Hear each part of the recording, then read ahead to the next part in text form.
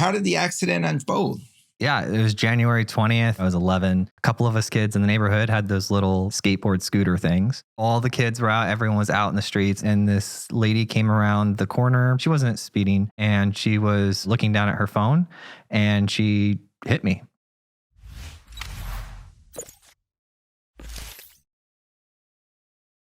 I am thinking about difficulties, obstacles, and a way to turn them into opportunities.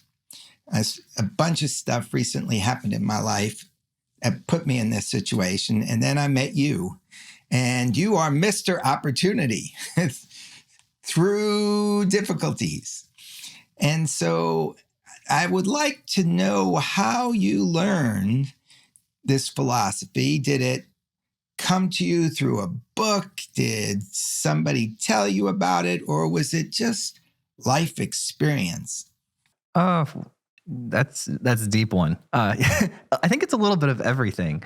I don't think that there's a way to get through difficulty and find opportunity without just doing it. Like, I think you just have to deal with the difficult situations, because when you're in them, it's very much like a sink or swim.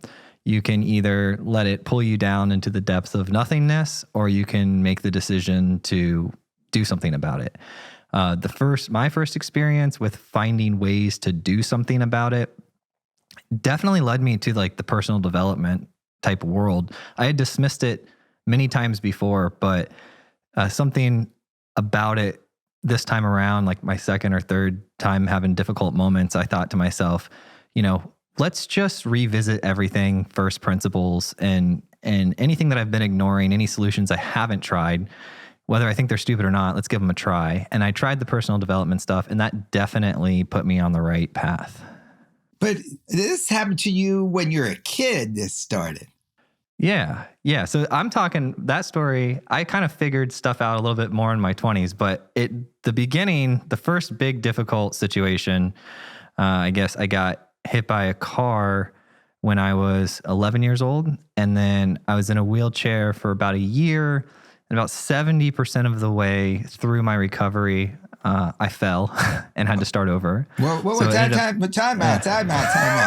Let's slow this down. We want to see it in a movie.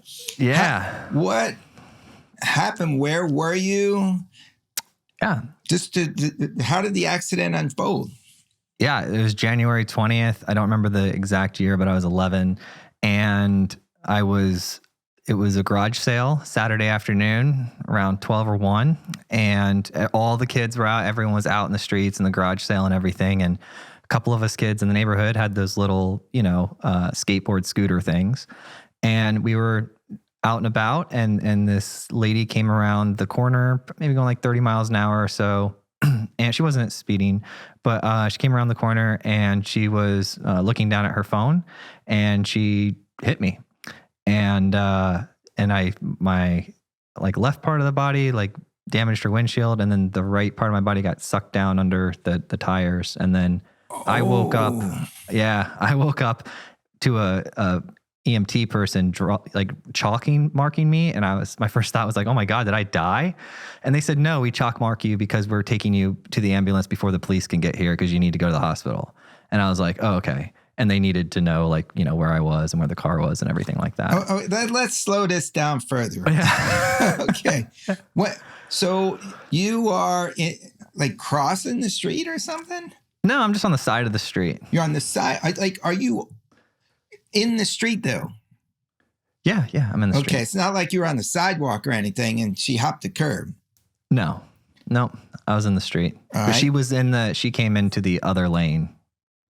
Like, it's a neighborhood street, so it's not like there's lines on the lane, but I was very clearly on the other side, and she just was coming around. If you take a corner too wide, you end up in the other lane. Yeah. That's what happened. She came around the corner too wide, and I was in the other lane, and she hit me. Now, how many years ago did this happen? Because I'm trying to even remember when people started driving with their cell phones.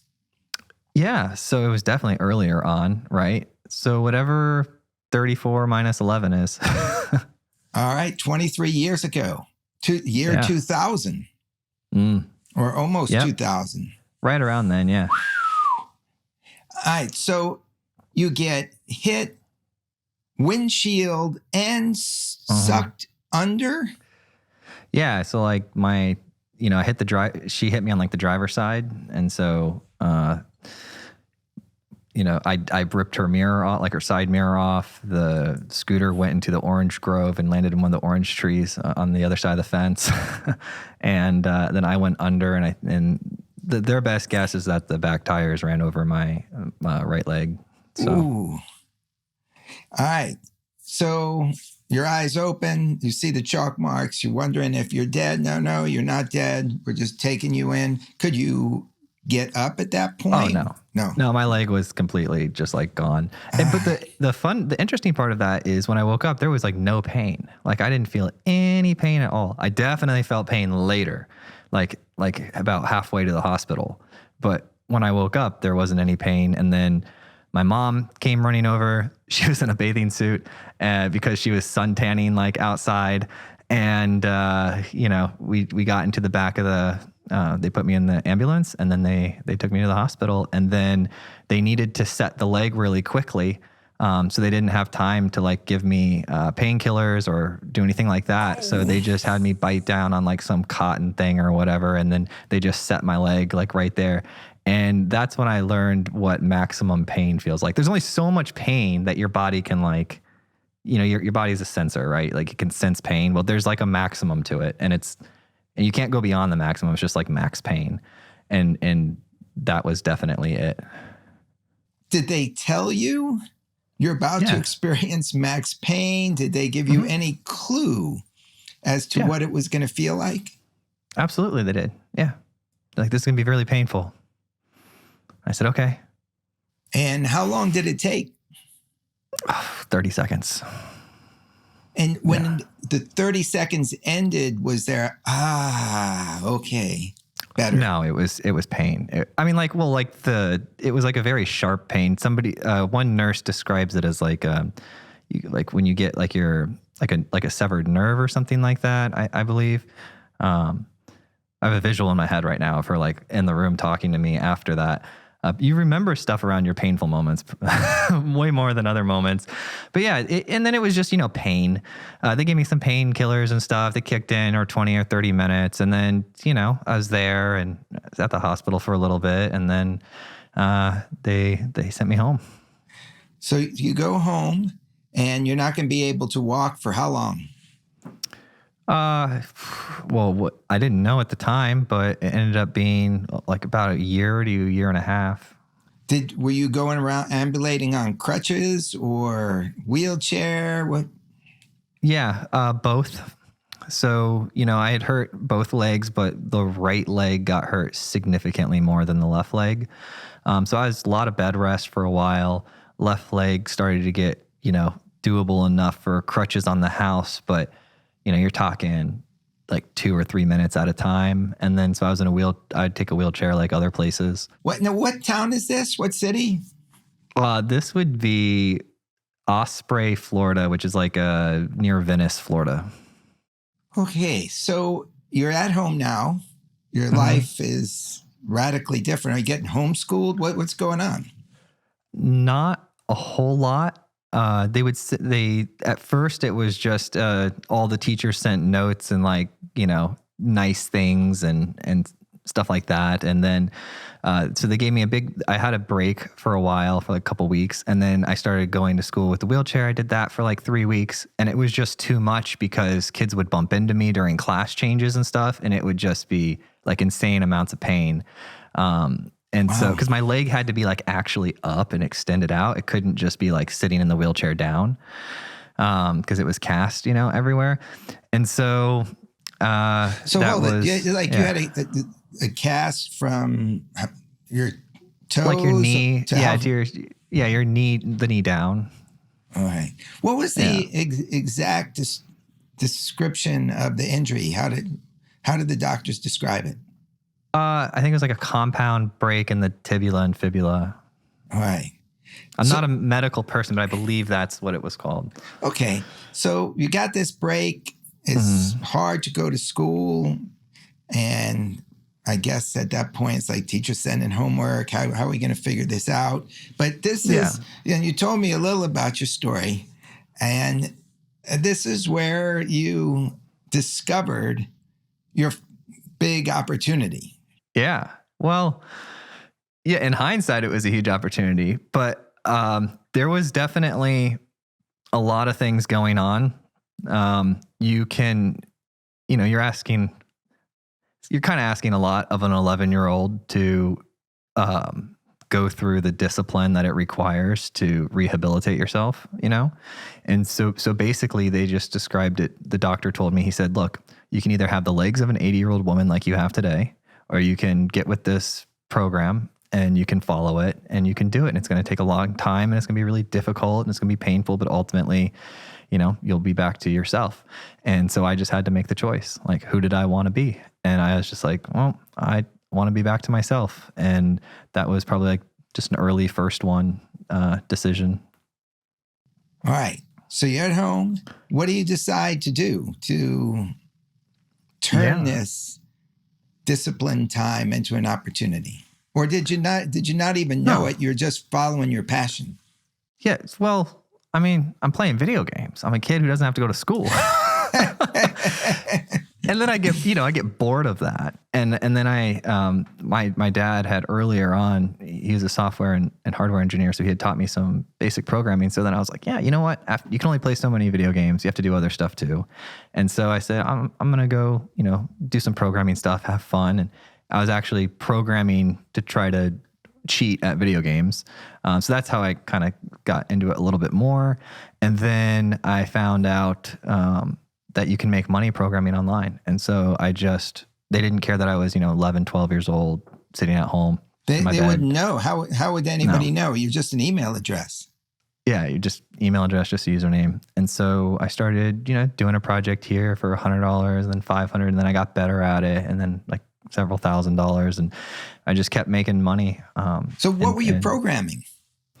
So it's like odd jobs. So today we know it as like an Upwork type situation, but back then the thing I was using was called Scriptlance.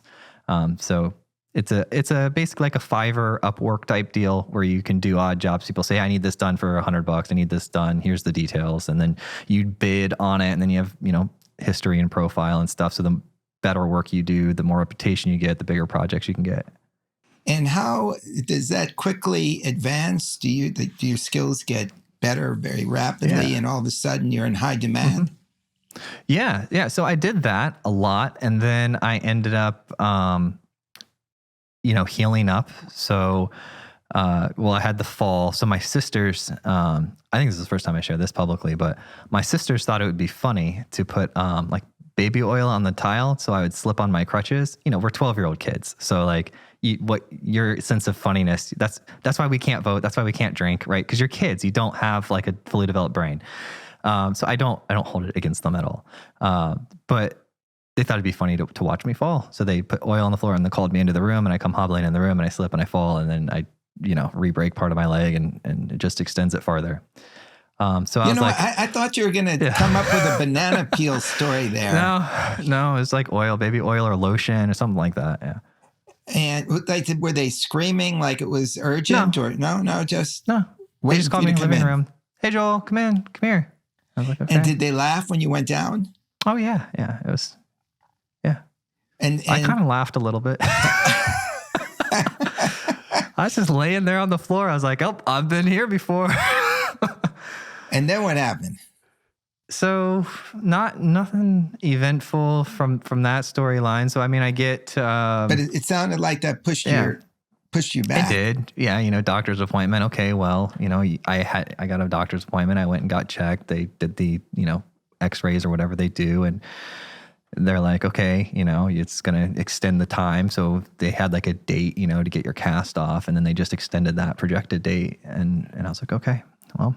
My exercises didn't change or anything like that. Okay, so and you're still programming and you're still making playing video money. Games. Yeah. So how are you turning into like an entrepreneur in this process, or are you starting to rake in money? What's going on? Yeah. So I started doing really well.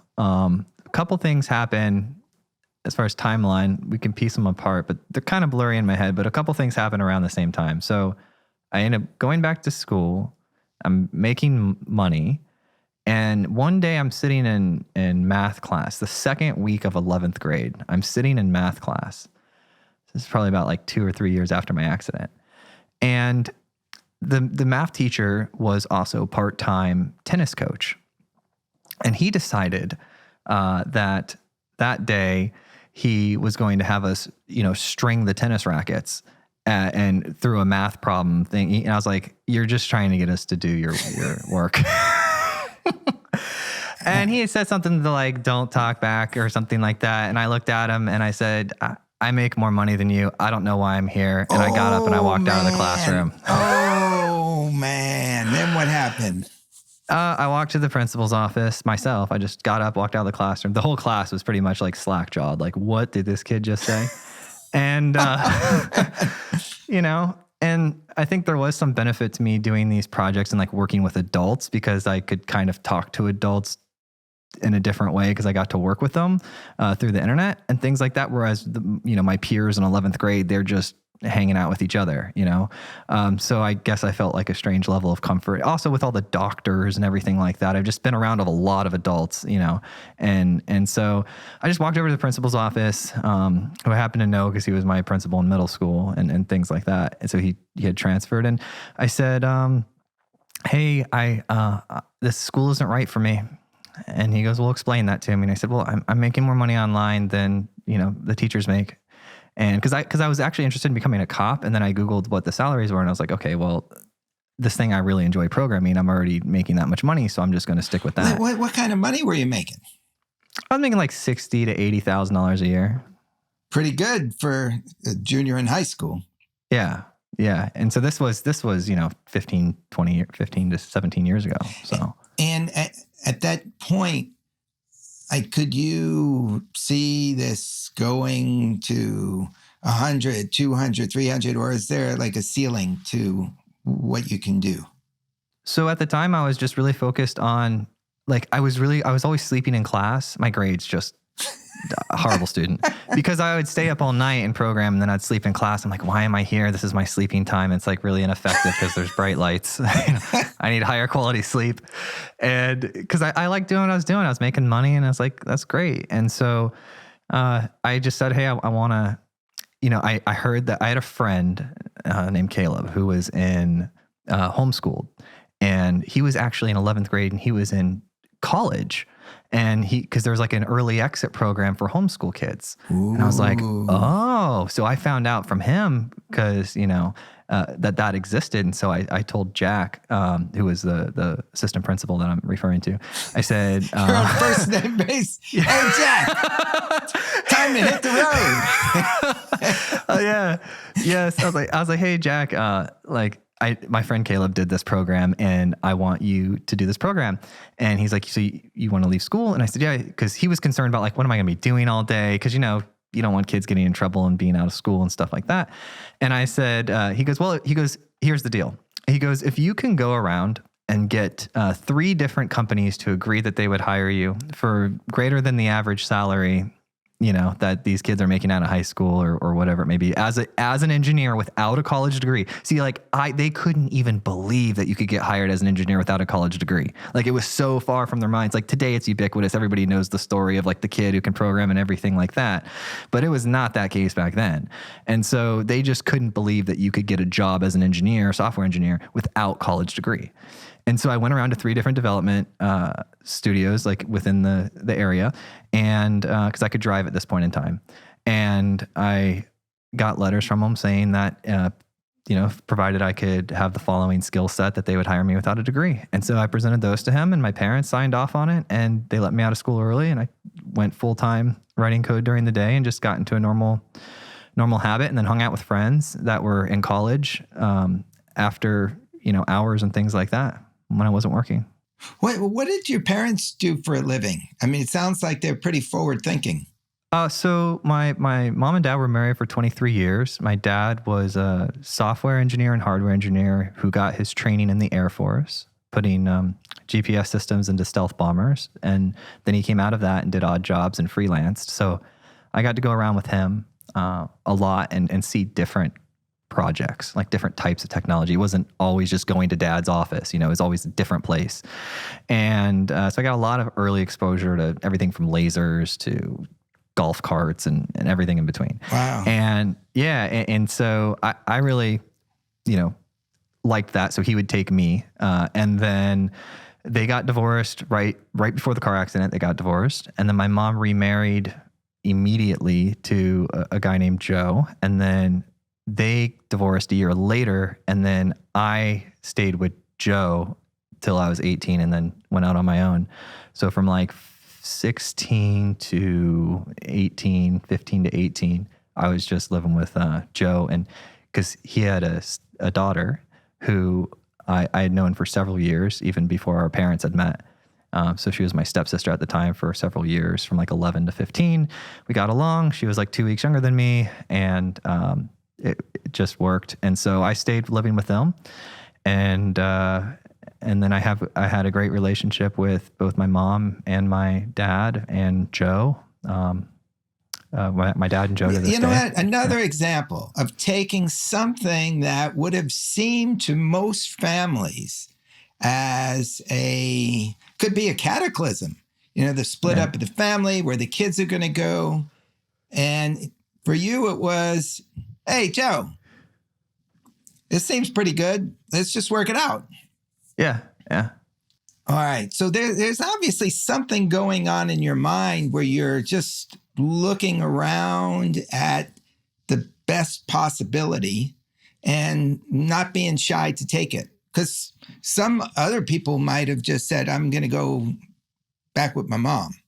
Yeah, I don't really think about it. Like you're saying kind things. I'm like, yeah, I guess that's cool in hindsight. But I just kind of, I've gotten really good with just dealing with situations as they come to me. I'll give you an example.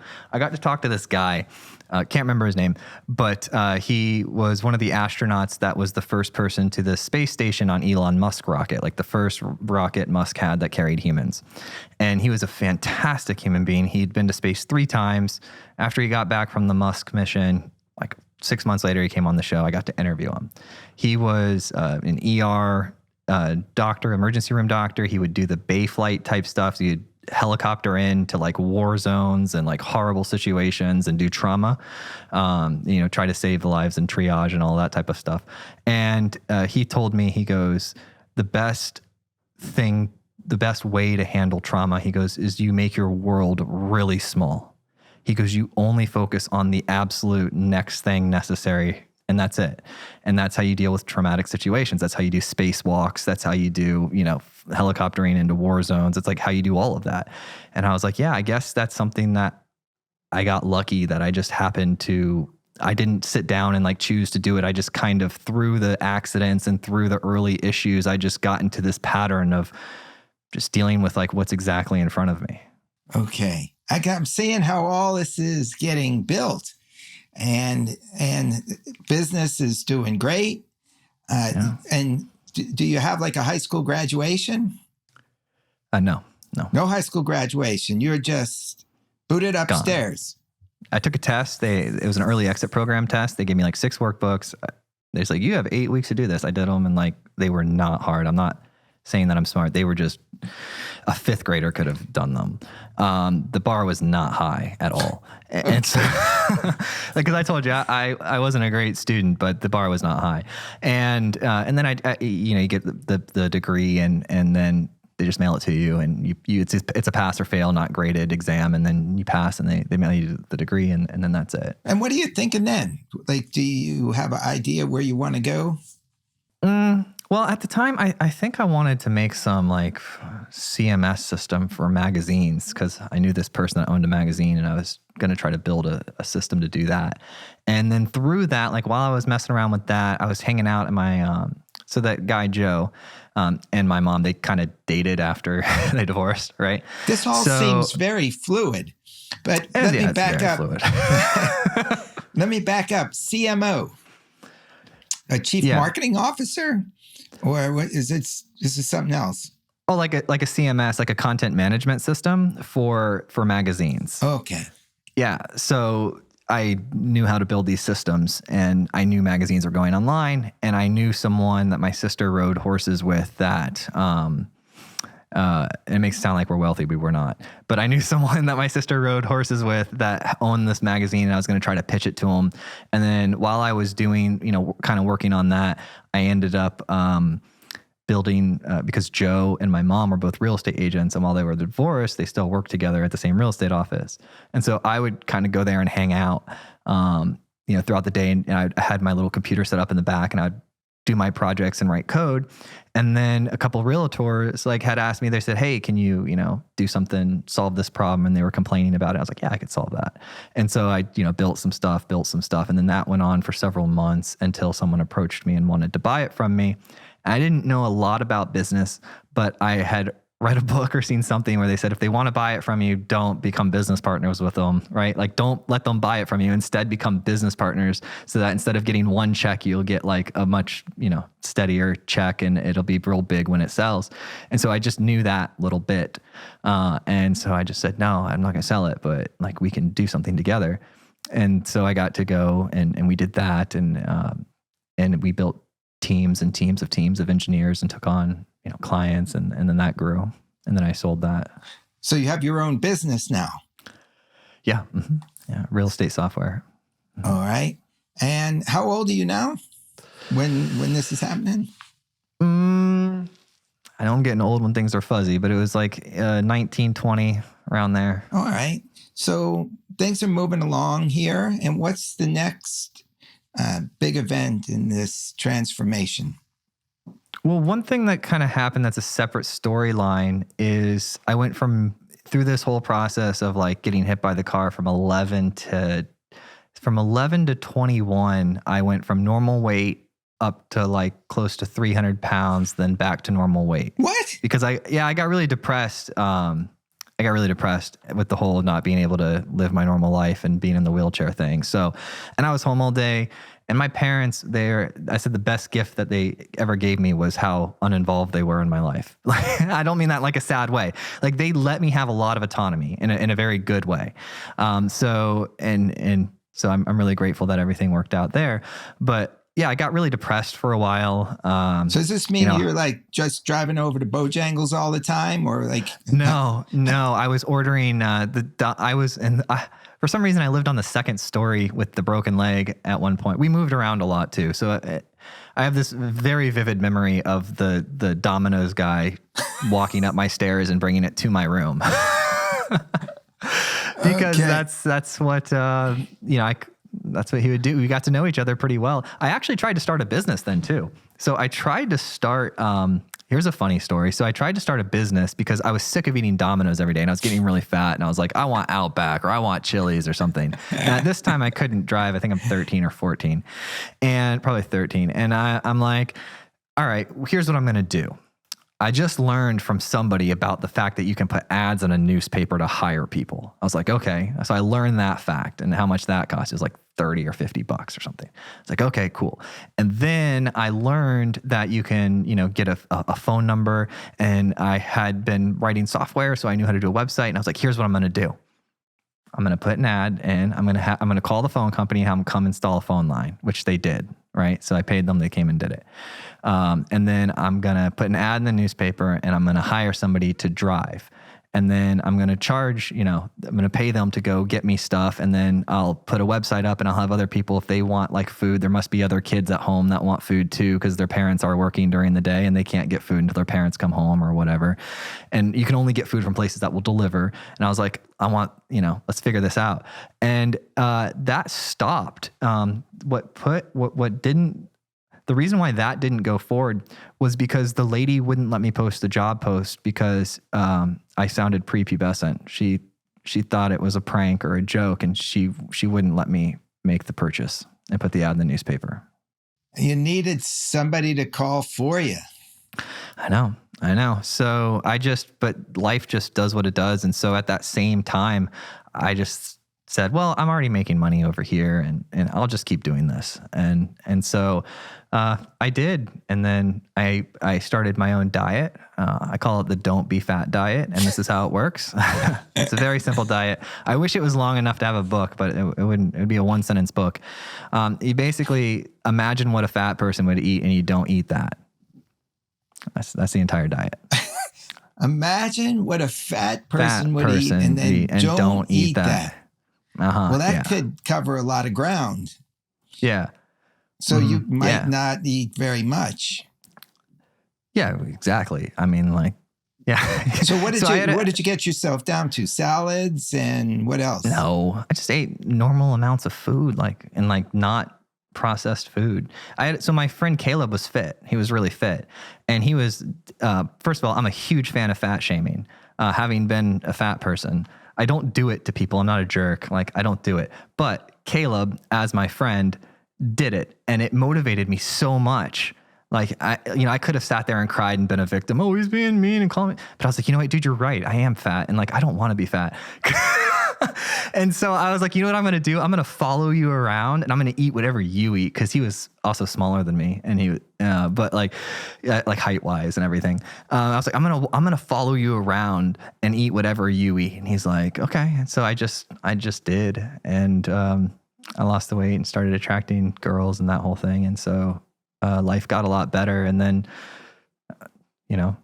so like when people say, when they all coddle each other about the weight issues, I'm like, don't, because the reason why you feel bad is because that's an important physiological aspect of the humans. Because I mean, obesity is a disease that you can give yourself mathematically based off of your body mass index. So. All right. So you figured out a way to turn the obstacle of obesity into a 1 sentence book. And what was the next transformation? The next one, so I make some money. I lose some money.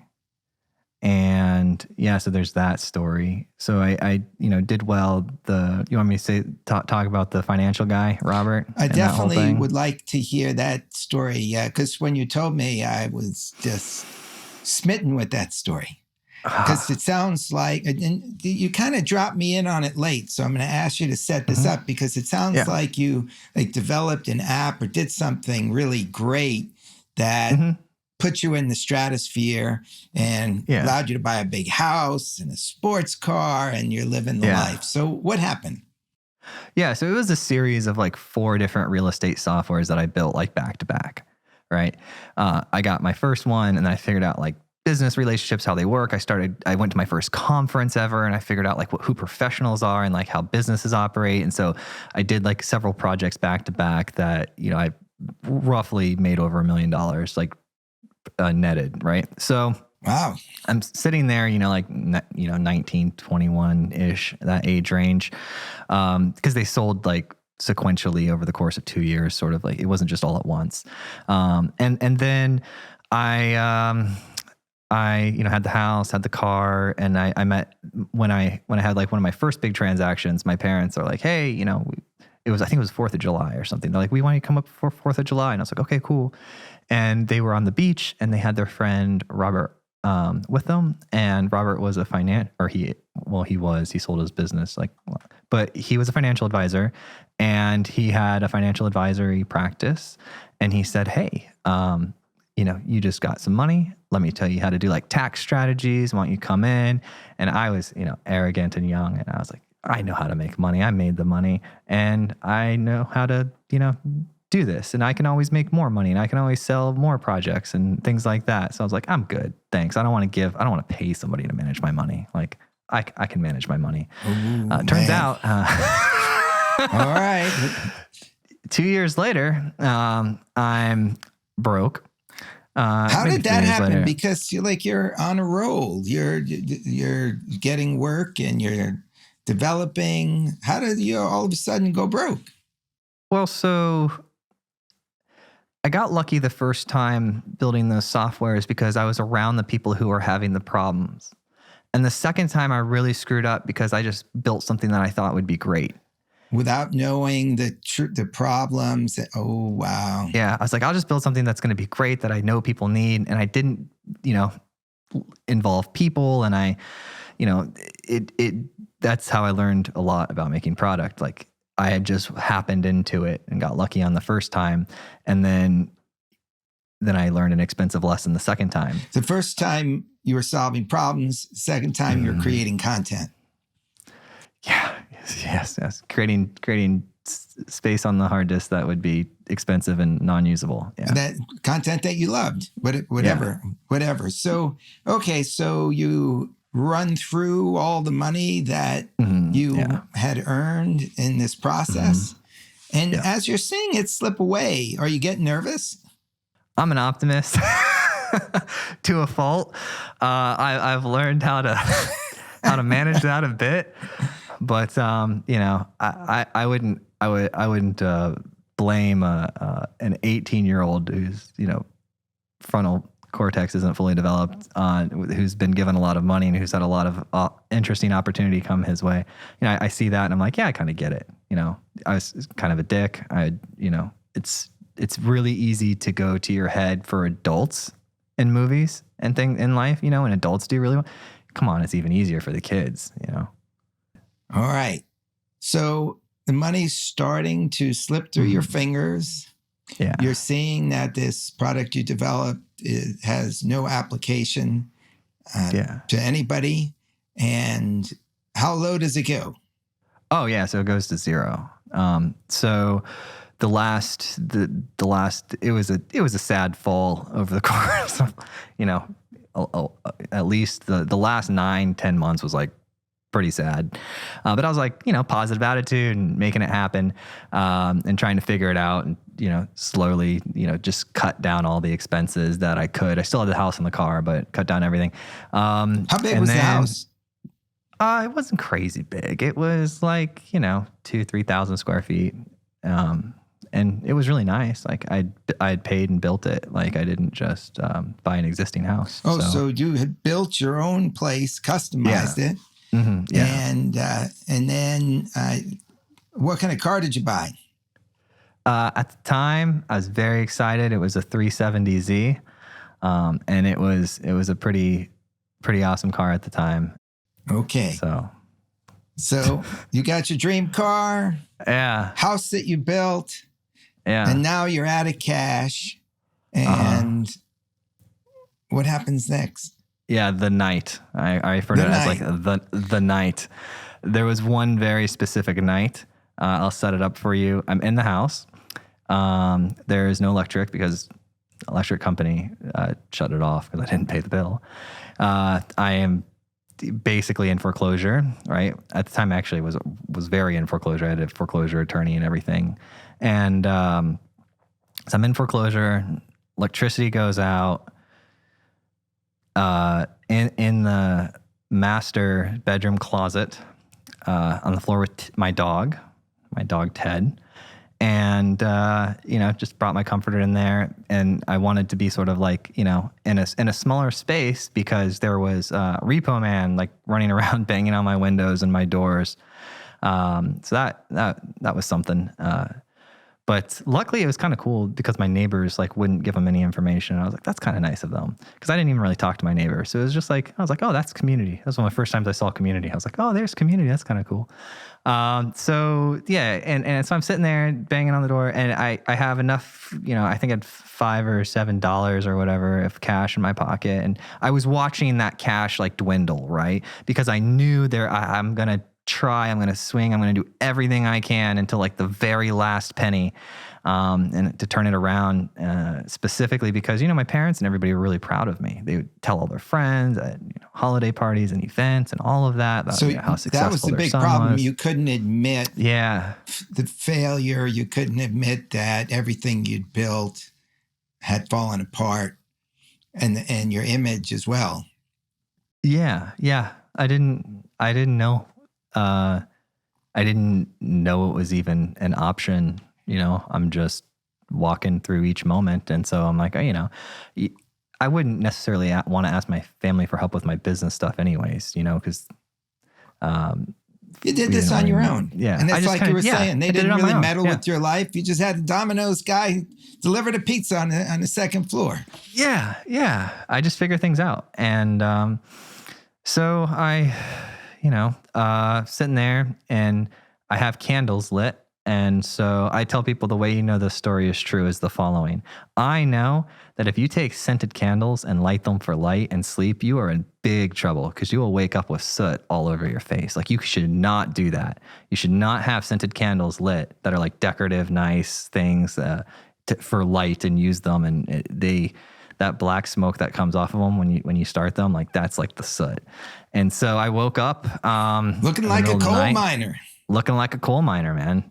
And so I was like, all right, tomorrow's the day.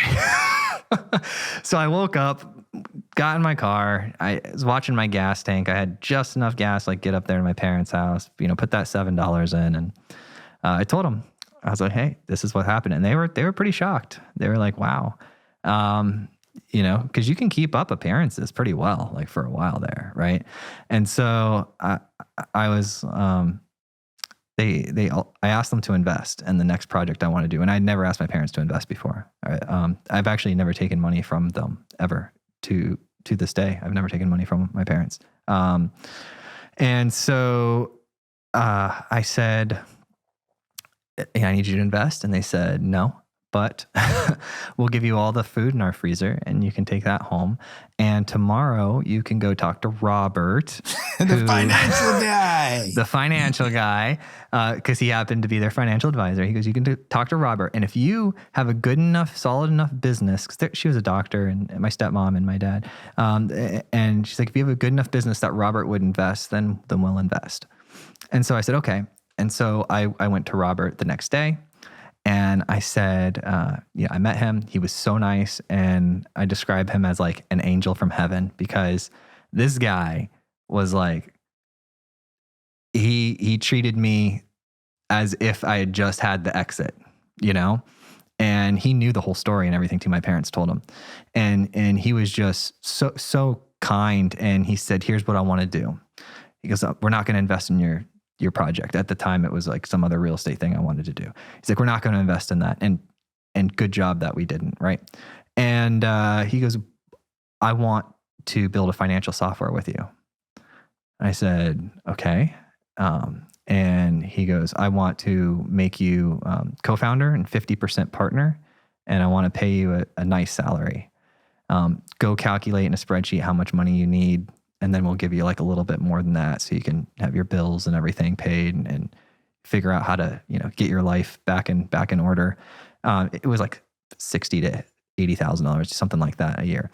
And I was like, are you kidding me? Like, wow. I don't know. I definitely didn't deserve that, but it happened.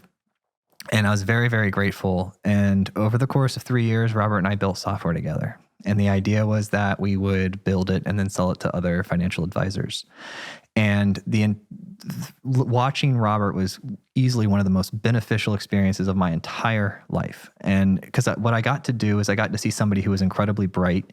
He was a Air Force pilot that had flown in active duty, like fought in war. I think it was like Desert Storm or something. Really sharp guy.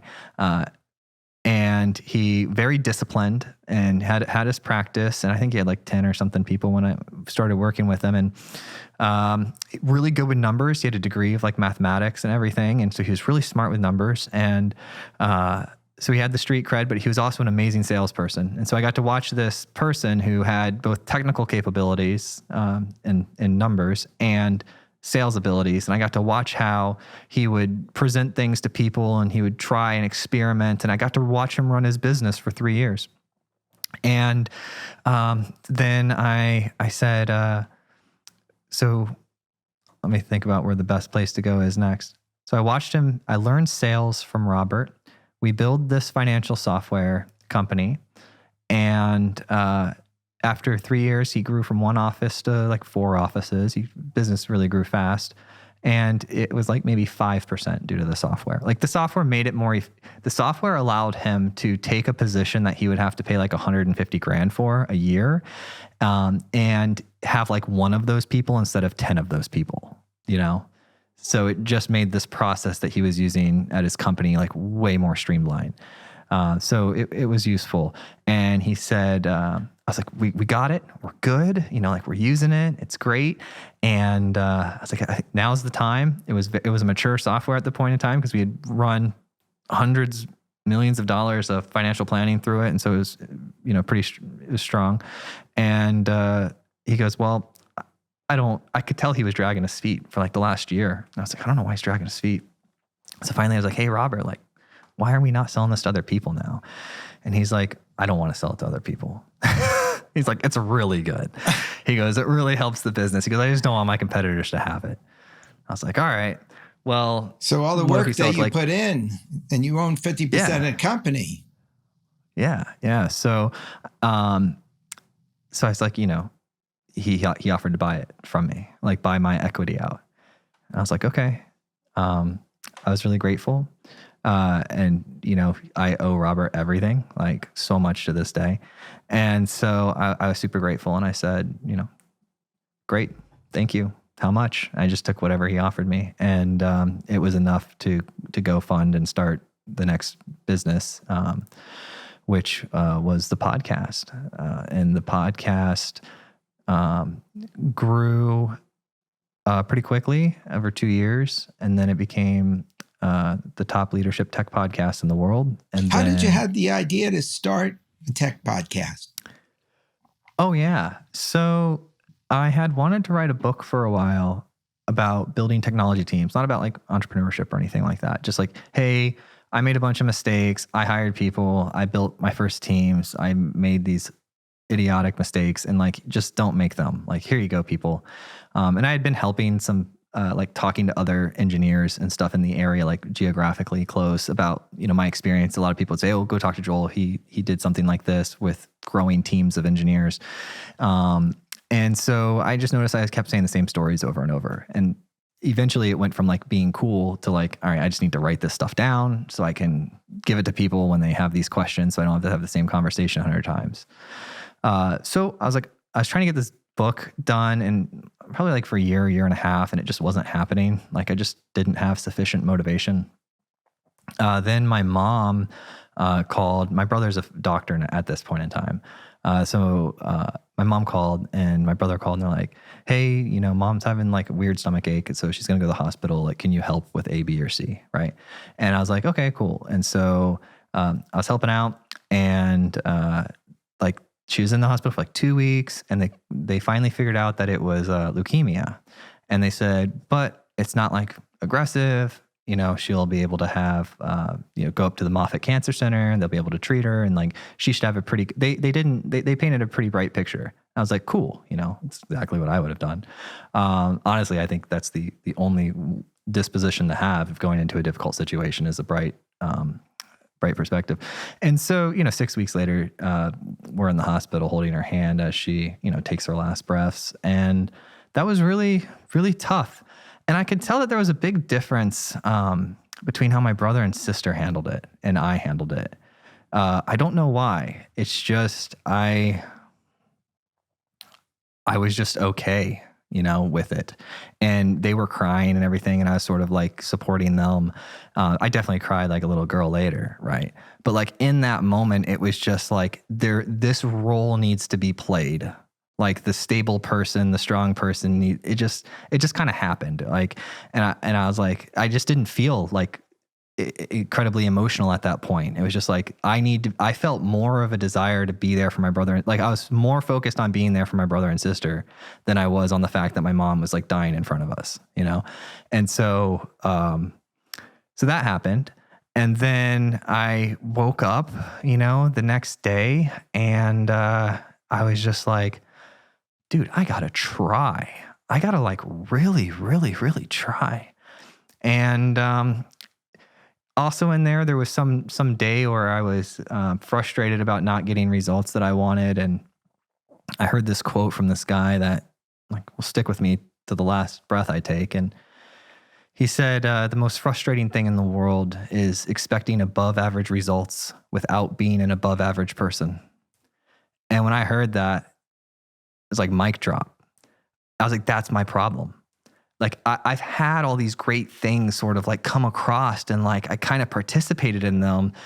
But I wasn't being great. I was just kind of like, handling each situation as it came. I wasn't like intentionally trying, And so I said, I'm going to start trying. Like like life is finite. I just saw it. Like you can tell somebody all day about how finite life is. And it's like, yeah.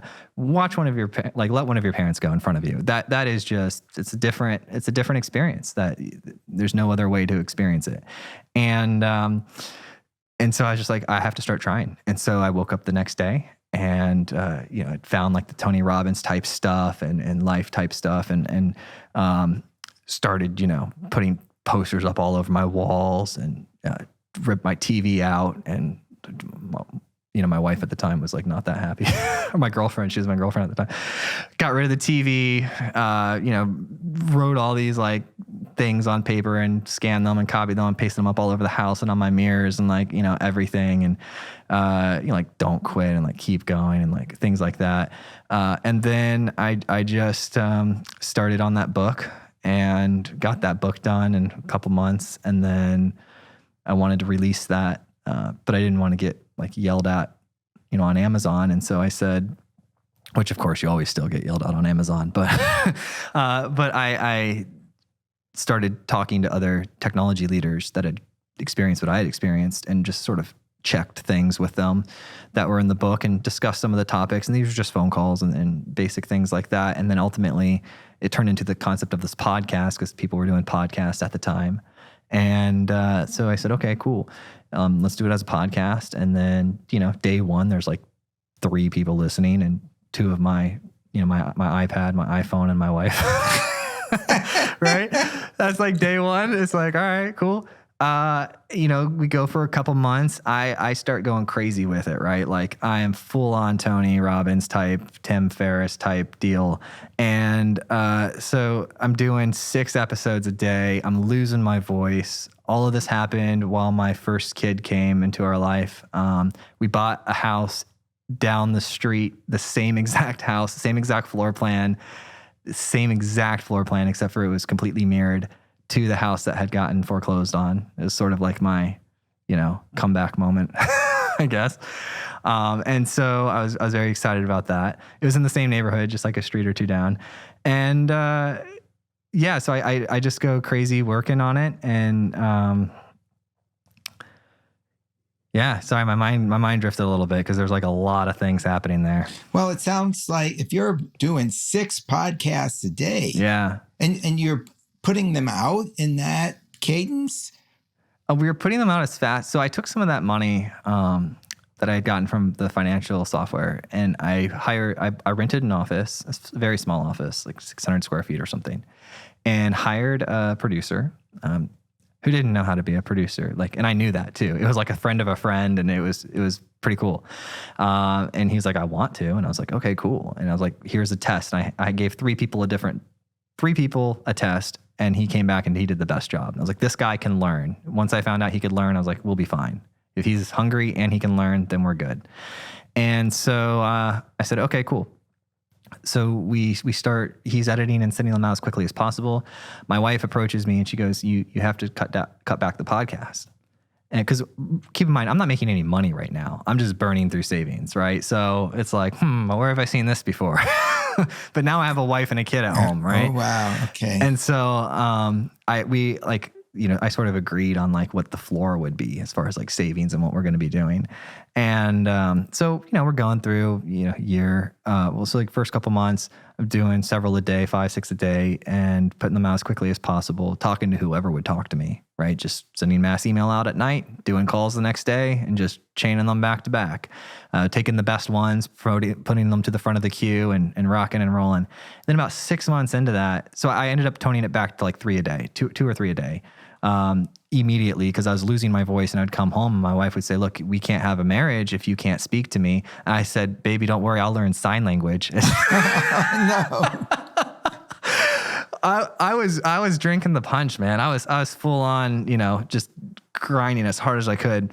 And so I toned it back, and then 6 months or so go by, steady growth in podcast listeners. It's doing everything I could possibly do. And then I get a call, and I can't remember. I got 2 calls within like a week, and I can't remember exactly which ones they were, but it was something along the lines of there was the CTO of Microsoft and the CIO of T-Mobile. And one had listened to the show and wanted to come on, and one, like, it was through a PR relationship. I get them mixed up all the time. So bottom line is these 2 big people were going to come on the show. And I was like, whew, I was so pumped. I was so excited.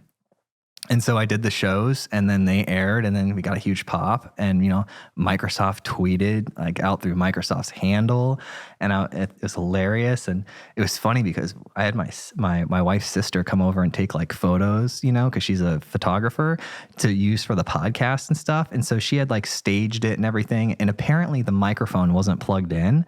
And that's the photo that Microsoft used to promote the episode. And we just got flamed in the comments.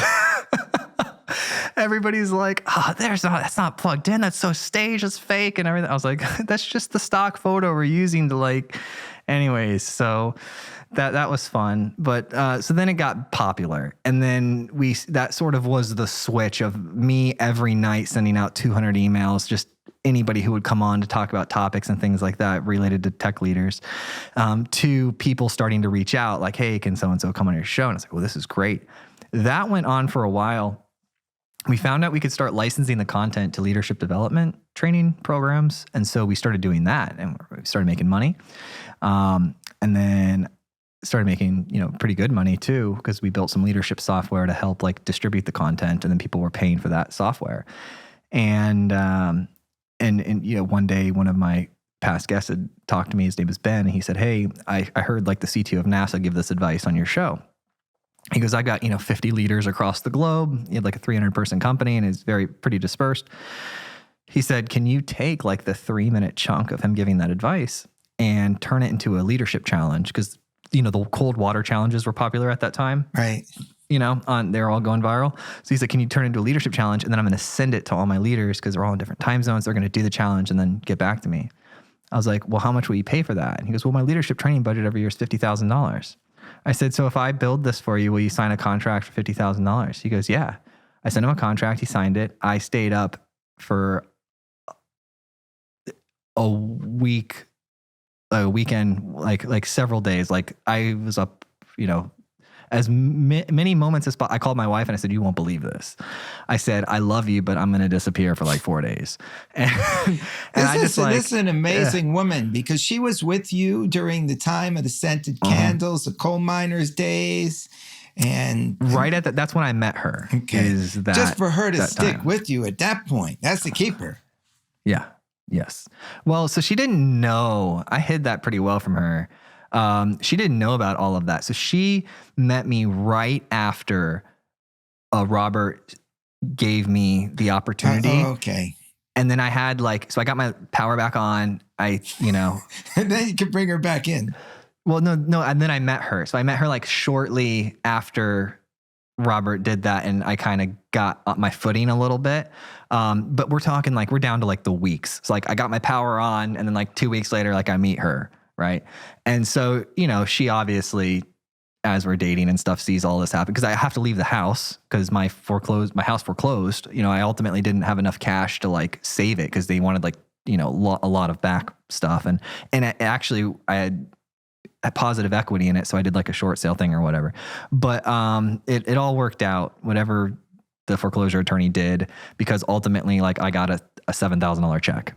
And so I was like, all right, okay, cool. So then I went and rented a 2-bedroom apartment, bought a $5,000 Ford Focus cash. So not trying to do the debt thing again. And I basically started over. I had a 500 credit score. I mean, today it's 803. So then 803. There we go. Yeah. And it's funny, when you get a high credit score, you do your finances right, you end up not needing credit really. but I there's an observation. Okay. Yeah. So then I get things back on track, and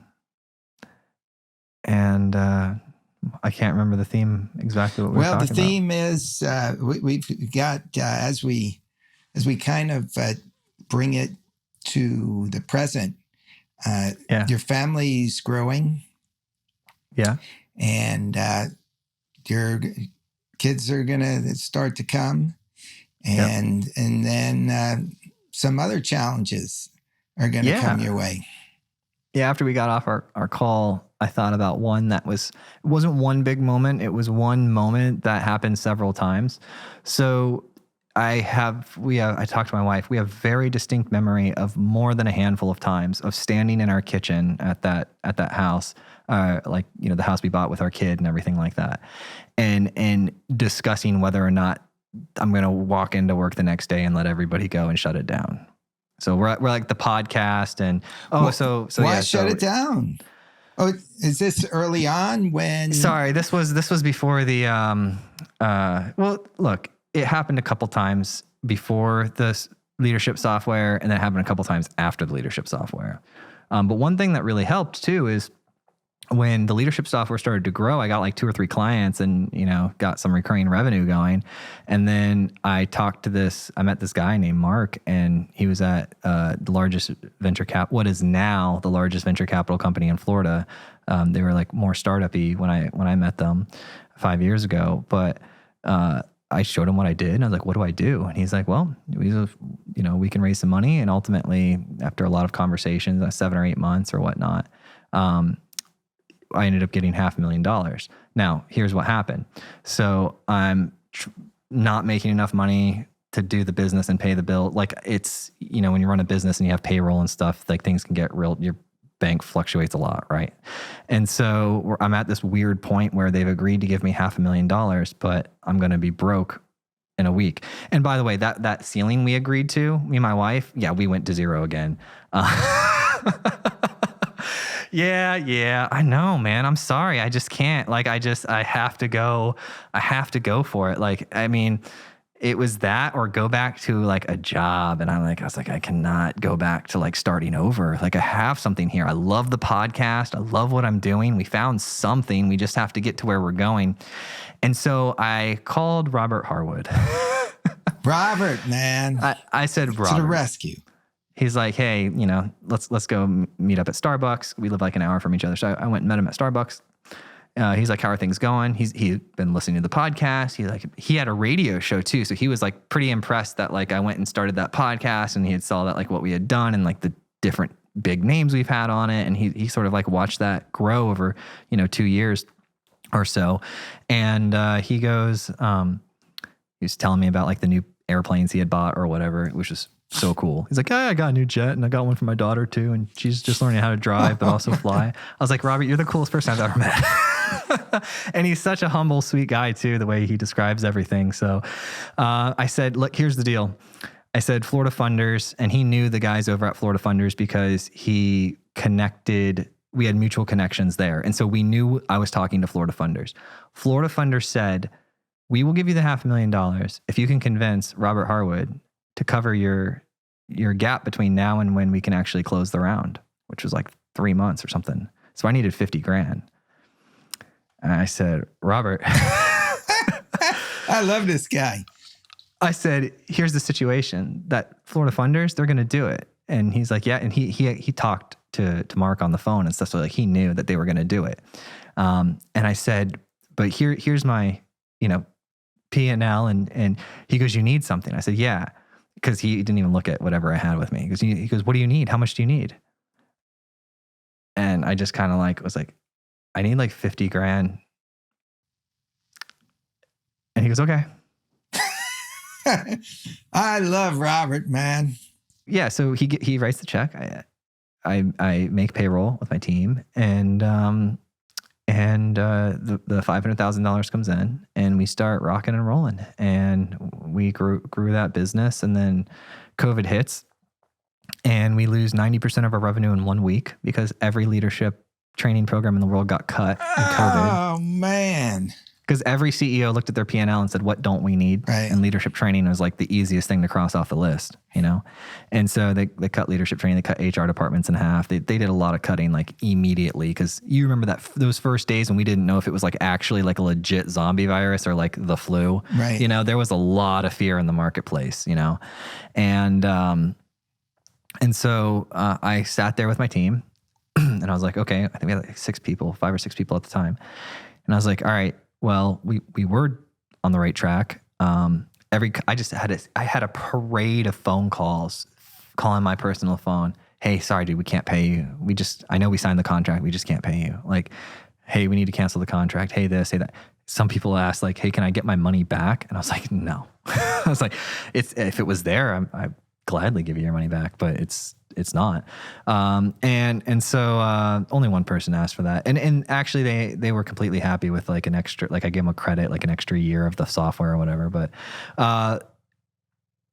so that all happened. And I said, I asked the 6 people, I said, how do we structure the business so that we're not something that gets cut in the next downturn? And we said, well, there's people that had, oh, by the way, at this point, the podcast is super popular. We're booked up 6 months in advance and it's like doing great. We're not making any money off of the podcast itself because we were making money off the leadership stuff. So we said, hey, let's just put a sponsorship package together. And luckily all the conferences were canceled. So, some people had extra budget and things like that. And in their marketing, and marketing is like one of the last things to get cut because it directly correlates to revenue. And so I said, let's build the business around the marketing budget. And we said, okay. So we, said goodbye to half the team, who was, real cool about it. We had like really good relationships and I didn't even have to let them go. They're like, hey, this is like really clear. I've got another opportunity over here anyways. Like, it just kind of all flowed together. It didn't have to be like a big negative, sad thing. Cause we're talking 6 people here. Right. And we only said goodbye to like 3. So the other 3 of us are sitting there and we're like, all right, well, we end up selling like 30, 40 grand of sponsorship in the first month just by talking to people who had asked to sponsor, but we had told them, no, we don't do that. Then we did about 600 grand the first year and then $1 million the next year. And then 3 years in a row. Yeah. Yep. Yeah. So it started happening for us, and then it was, rolling that money back into the show. And then we end up, trying to figure out how we grow past $1 million a year because there's only so many sponsored episodes we can do. So we started calling our past sponsors and we said, hey, what else could we do? And they said, well, the experience going on your show is just so great. Like we go on a lot of shows, we sponsor a lot of events and different shows and things, and yours is like world class. And that's just because like, I don't know, I have an unreasonable standard. Right. So I said, they said, can you make us a podcast? We want to have a podcast. We've been talking about one. And when we go on yours, it's such a great experience. We want the guest we invite on our podcast to have the same experience we have paying and going on yours. I was like, okay, yeah.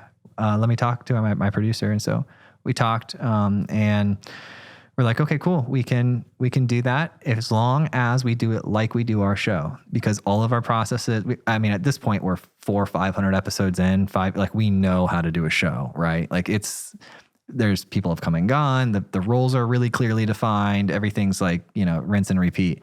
And so we said, if we do it like that and we follow that process and we just put another show through that process, then we can do it. And they said, okay, cool. And so, we got our first couple contracts in 11 months. We went from 0 to about like 800,000 a year in recurring revenue. Oh man, I love this. Yeah. I love this. It's about to outpace in the next month or 2 here. It's going to outpace the sponsorship revenue. And I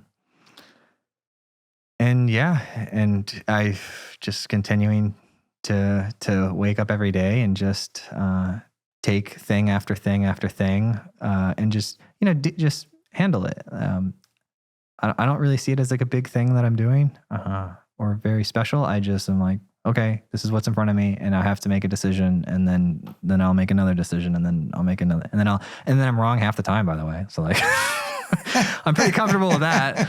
I tell my team all the time, like, please disagree with me, like obviously in a professional way, but I'm like, if you see something that is a greater logical argument than the thing I am presenting, it is your job literally to raise your hand and point it out, because I can't see everything, so I'm pretty good about that. Well, this has been highly uplifting for me. Listening to you on the adventures and just seeing how any time there's just a car that comes around the corner and knocks you down, you just figure out like a better way to live. And I mean, so many people get defeated. So many people feel like victims. Your philosophy is something that, as we approach the new year, I'm hoping that everybody can take a piece of, put it in their pocket, and use it when necessary, because, we may be headed into a recession. Who knows?